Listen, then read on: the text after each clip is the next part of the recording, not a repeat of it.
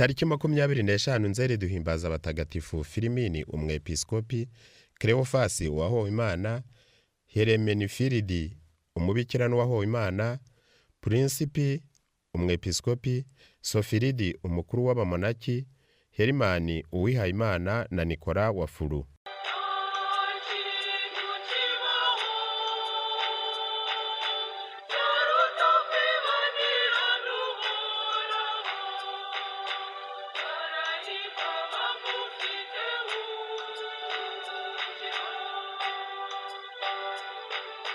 Turahimbaza mutagatifu Sofiridi umukuru w'abamonaki i Warimuti mu Bwongereza witabye Imana muri 716.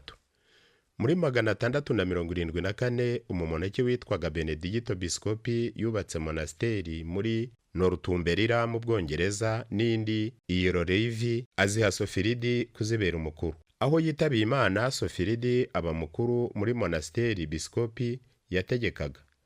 Niwe wigishije mutagatifu Beda umwarimu wa Kiliziya. Yagiye aje i Roma ku byerekeye ibitabo bitagatifu byari byarahinduwe na mutagatifu Yeronimo mukuru, yabigiriraga gushyira ku rugero ibitari byararangiye neza. Sofiridi yaguye mu Bufaransa irangiri kuwa 25 Nzeri 716 asubiye i Roma bwa kabiri. Ibyo yanditse yarageneye papa n'ubu biracyari mu nzu y'ibitabo Bibliothèque ya Florence.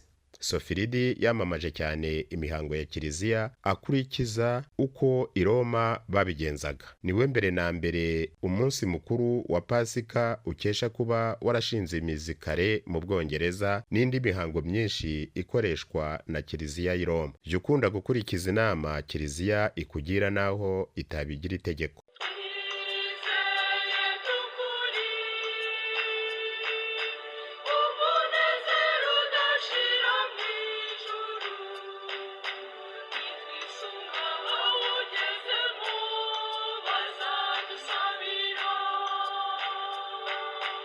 Abandi batagatifu bizihizwa uyu munsi.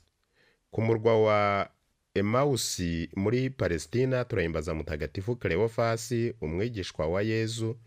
Bavuga ko abayahudi bamutsinze mu nzu ye bamuhoye ko yemera Kristo.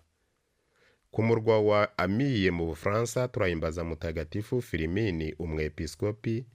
Yapfiriye ukwemera gutagatifu ku ngoma ya Diocletian muri 300 n'imisago. Isuwaso mu Bufaransa turahimbaza mutagatifu Principi umwepiskopi wa Rensi ahagana muri 500. Muri diocese ya Besançon ikuzansi turahimbaza mutagatifu Heremenefiridi umukuru w'abamonaki witabye Imana mu bya 670. Mwabiteguriwe kandi mubigezwaho na komisiyo y'itumanaho ya Paroisse Crete Congo Nil. Murabyumva mu ijwi rya André. Mugira amahoro.